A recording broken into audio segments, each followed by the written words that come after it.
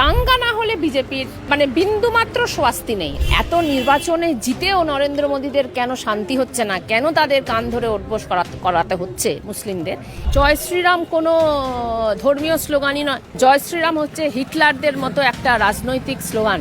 জয় শ্রীরাম একটা সন্ত্রাসবাদী স্লোগান। এটা রাজনৈতিক দলের মুখে যখন এই জয় শ্রীরাম কথাটা তারা তোলে, এটার সঙ্গে ধর্মের বিন্দুমাত্র কোনো সম্পর্ক নেই, এটার সঙ্গে শ্রী রামচন্দ্রের বিন্দুমাত্র কোনো সম্পর্ক নেই। এই জয় শ্রীরাম স্লোগানটা তুলে তারা হিটলারের মতো করেই, ঠিক যেভাবে হিটলার হাই হিটলার কথাটা বলতো, হেইল হিটলার কথাটা বলতো, ঠিক সেইভাবেই জয় শ্রীরাম কথাটা বলে তারা ভারতবর্ষের সমস্ত সংখ্যালঘু মানুষকে, গণতন্ত্রপ্রিয় মানুষকে ভয় দেখাতে চায়। কতবার তারা এরকম বারংবার চুরি করে জিতবে? সরকার চুরি, ভোট চুরি।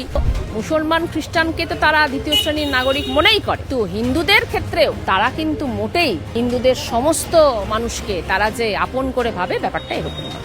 মহারাষ্ট্রের একটি কলেজে 3 মুসলিম ছাত্রকে কান ধরে উঠবোস করানো হয়েছে এবং তাদেরকে জোর করে জয় শ্রীরাম বলতে বাধ্য করানো হয়েছে। ধর্মীয় কোনো বিষয়কে কাউকে কি জোর করাটা ঠিক? দেখো, আমরা যেটা বুঝতে পারি না সেটা হচ্ছে যে বিজেপি এরকম অবিরাম রাজ্যগুলোতে জিতছে। বিহারে জিতলো, মহারাষ্ট্রে জিতলো, লোকে যদিও বলছে চুরি করে জিতেছে, কিন্তু জিতলো তো। তাহলে এত জেতার পরেও কেন তাদের এই ধরনের মুসলিম ছাত্রদের কান ধরে উঠবোস করিয়ে তাদেরকে দিয়ে জয় শ্রীরাম বলাতে হচ্ছে?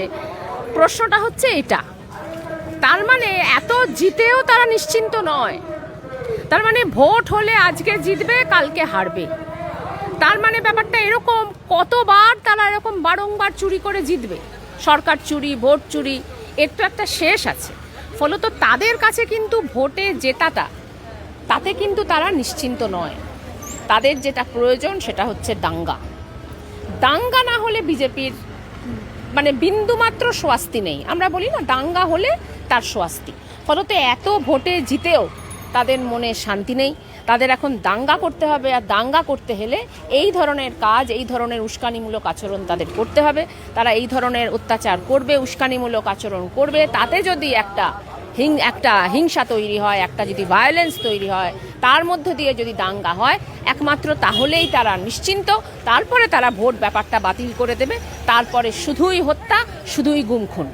ফলত এত নির্বাচনে জিতেও নরেন্দ্র মোদীদের কেন শান্তি হচ্ছে না, কেন তাদের কান ধরে উঠবোস করাতে হচ্ছে মুসলিমদের, এইটা আমাদের কাছে বিস্ময়। এবং এই ঘটনায় কলেজ কর্তৃপক্ষ কোনো পদক্ষেপ নেয়নি, তাহলে কি কলেজ কর্তৃপক্ষ তার দায় এড়িয়ে যাচ্ছে? দেখো, কলেজ কর্তৃপক্ষ তো ছোটোখাটো ব্যাপার। এই যে আজকে জানো যে ভারতবর্ষের যত বড় বড় বিজ্ঞান প্রতিষ্ঠান আছে, উচ্চশিক্ষা প্রতিষ্ঠান আছে, তার যারা মাথায় বসে আছে তাদেরকে তো প্রায় আমরা বলি যে তাদেরকে আজকে যদি তারা নরেন্দ্র মোদীর বিরুদ্ধে কথা বলে তাহলে তাদেরকে সরিয়ে দেওয়া হচ্ছে। তাদেরকে বিভিন্ন ধরনের পুরস্কার দিয়ে তাদেরকে পেটোয়া করে ফেলা হচ্ছে। আমরা দেখতে পাচ্ছি আইআইটি, আমরা দেখতে পাচ্ছি তোমার আইআইএসসি, আমরা দেখতে পাচ্ছি আইজার। এখন আবার তারা আইএসআই এর দিকে নজর দিয়েছে। ফলত কোনো কলেজ, কোনো বিজ্ঞান সংস্থা, কোনো বিজ্ঞান গবেষণা তাদের সহ্য নয়। শিক্ষা আদৌ তাদের সহ্য নয়। কারণ শিক্ষিত হলেই মানুষ প্রশ্ন করবে যে আচ্ছা, সত্যিই কি গরুর পেচ্ছাপ খেলে মানুষের পুণ্যি হয়, মানুষের ক্যান্সার ছাড়ে? মানুষ প্রশ্ন করবে যে আচ্ছা, সত্যিই কি ভারতবর্ষে এই যে বলছে অনুপ্রবেশ ঘটছে এর কি সত্যি এতগুলো অনুপ্রবেশ ঘটছে? আচ্ছা, দেখা যাক তো গবেষণা করে। তার মানে নরেন্দ্র মোদীদের কাছে শিক্ষা ব্যাপারটা একেবারেই আমরা বলি চক্ষুশূল। ফলত কলেজগুলোকে তারা, উচ্চশিক্ষামূলক প্রতিষ্ঠানগুলোকে তারা ধ্বংস করতে উঠে পড়ে লেগেছে। এবং বিজেপি সরকার বারবার বলে যে আমরা সংবিধান রক্ষা করছি। যদি তাই হয়ে থাকে তাহলে সংখ্যালঘুদের উপর অত্যাচার বারংবার বাড়ছে কেন? ওরা তো সংবিধান কোনোদিনই মানেনি।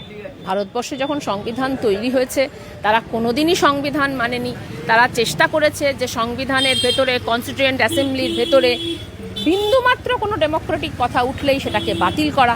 তারা চেষ্টা করেছে বারংবার সংবিধানটাকে অস্বীকার করে তাদের নিজেদের মতো করে চলা। ফলত এবং তারা ইতিমধ্যেই ঘোষণা করেছে যে তারা যদি হিন্দু রাষ্ট্র করতে পারে তাহলে তারা একটা নতুন সংবিধান বানাবে, এবং সেই সংবিধানটা নাকি তাদের রেডি আছে। ফলত তারা তো ভারতবর্ষের সংবিধান মোটেই মানে না। বিজেপি সরকার কি আইন শৃঙ্খলার নামে শুধুই কিছু নির্দিষ্ট সম্প্রদায়ের বিরুদ্ধে কঠোর এবং অন্যদের ক্ষেত্রে নরম? দেখো, এটা তো সবাই জানে যে তারা মুসলিম বিরোধী, তারা খ্রিস্টান বিরোধী, তাদেরকে দ্বিতীয় শ্রেণীর নাগরিক করার জন্য তারা উঠে পড়ে লেগেছে। কিন্তু প্রশ্ন হচ্ছে এটা যে তারা হিন্দুদেরও কি সমর্থক? তারা কি হিন্দু দলিত, হিন্দু এসসি, হিন্দু ওবিসি এই ধরনের মানুষদের তারা সমর্থক? মোটেই না।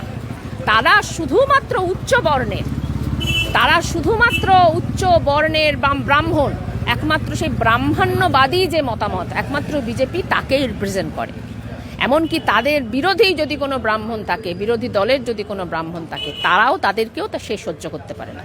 ফলত মুসলমান খ্রিস্টানকে তো তারা দ্বিতীয় শ্রেণীর নাগরিক মনেই করে, কিন্তু হিন্দুদের ক্ষেত্রেও তারা কিন্তু মোটেই হিন্দুদের সমস্ত মানুষকে তারা যে আপন করে ভাবে, ব্যাপারটা এরকম নয়। এবং জয় শ্রীরাম বলতে বাধ্য করা কি রাজনৈতিক স্লোগানকে ধর্মীয় নিপীড়নের যন্ত্র হিসেবে ব্যবহার করা নয়? জয় শ্রীরাম কোনো ধর্মীয় স্লোগানই নয়। জয় শ্রীরাম হচ্ছে হিটলারদের মতো একটা রাজনৈতিক স্লোগান।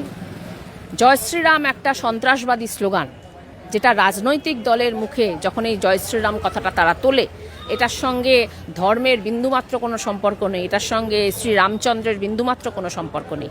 এই জয় শ্রীরাম স্লোগানটা তুলে তারা হিটলারের মতো করেই, ঠিক যেভাবে হিটলার হাই হিটলার কথাটা বলতো, হেইল হিটলার কথাটা বলতো, ঠিক সেইভাবেই জয় শ্রীরাম কথাটা বলে তারা ভারতবর্ষের সমস্ত সংখ্যালঘু মানুষকে, গণতন্ত্রপ্রিয় মানুষকে ভয় দেখাতে চায়। কোন একটি রাজনৈতিক দলের স্লোগান কি জয় শ্রীরাম হওয়া উচিত হতে পারে? ভারতবর্ষে জয় শ্রীরাম স্লোগান কোনোভাবেই কোনো রাজনৈতিক দল পার্লামেন্টে তোলারই কথা নয়। এটা কেউ যদি পার্সোনালি ব্যক্তিগত স্তরে বলে সেটা অন্য জিনিস, কিন্তু রাজনৈতিক দল সংঘবদ্ধভাবে এই স্লোগানটা তুলছে, এটা সম্পূর্ণই নিষিদ্ধ হওয়া উচিত।